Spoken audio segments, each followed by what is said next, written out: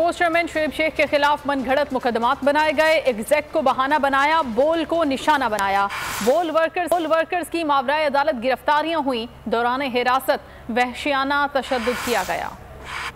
Exact बहाना बनाया, बोल को निशाना, गिरफ्तारियां, तशद्दुद, पाबंदियां और धमकियां।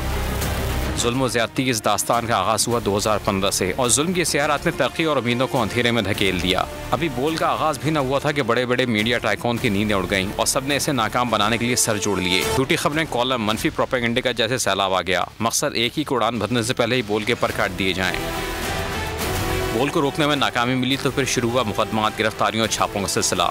मोमिन चेयरमैन समेत 9 आला अफसरान को गिरफ्तार कर लिया गया। रातों रात बोल के अकाउंट्स मुंजमद कर दिए गए। बोल और एग्जैक्ट के दफातर पर कब्जा कर लिया गया। सिर्फ शुएब शेख ही नहीं, इनकी वालदा, बीवी और बहन के पर्चे भी कट गए। घर पर छापा मारकर चादर और चार दीवारी का तकद्दुस पामाल किया गया।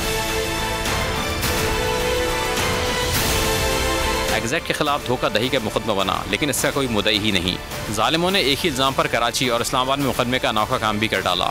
शुएब शेख को 1.5 साल बाद जमानत पर रिहाई तो मिली, लेकिन मुकदमा कायम रहा और फिर 8 बरस बाद हक का बोलबाला हुआ और सिंध हाई कोर्ट ने शुएब शेख को मुकदमे से बरी कर दिया। बोल का इदारा ही नहीं, इसमें काम करने वाले सहाफ़ी भी जुल्म से महफूज न रह सके। मारूफ एंकर अरशद शरीफ को शहीद कर दिया गया। समी इब्राहिम के खिलाफ मुख्तलिफ शहरों में मुकदमात कायम करके हिरासत किया गया। फ़ोन पर धमकियाँ दी गईं। इमरान रियाज, जबील फारूक और सिद्दीक जान सच की पादाश में पाबंदी सरासिल हुए। न्यूज़ को बार बार पाबंदियों का सामना करना पड़ा। कैमरा ने गैर कानूनी तौर पर आज़ादी सहाफ़त का गला घूटने की कोशिश की। तमाम तर मुश्किलात, मसाइब और धमकियों के बावजूद शुएब शेख ने एक दिन मुल्क से बाहर नहीं गुजारा और वो आइंदा भी बाहर नहीं जाना चाहते।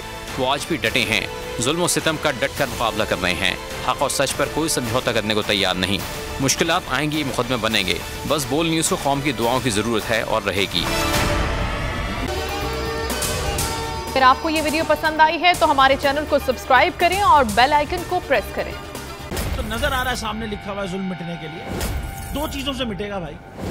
एक, अदल की कुर्सी पे जो लोग बैठते हैं ना, वो अदल के हिसाब से फैसले करने लगे। दूसरा, कौम निकल खड़ी उस जुल्म के खिलाफ, तो जुल्म खत्म हो जाएगा। या इन दोनों में से कोई एक चीज हो जाए या दोनों हो जाए।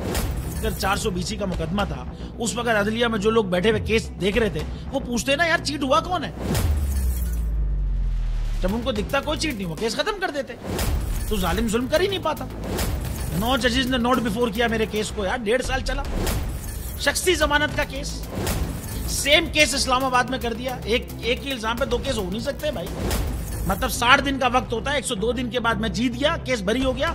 102 दिन के बाद अपील फाइल की, एक्सेप्ट कर ली। नहीं करते ना एक्सेप्ट, खत्म हो जाता ना जुल्म यार। भरी अदालत में मुझे बरी कर दिया, फिर पता नहीं क्या हुआ 2.5 घंटे बाद का नोट बिफोर। मैं नहीं सुनता ये केस, खड़े रहते अपने फैसले पे, मिट जाता जुल्म। अल्लाह ताला ने बिठाया इस कुर्सी, इन कुर्सियों पे इनको यार, ये अल्लाह ताला की तरफ से फैसले करने हैं। तो या तो ये फैसले आएंगे, जुल्म मिट जाएगा, या कौम खड़ी हो जाएगी जुल्म के खिलाफ।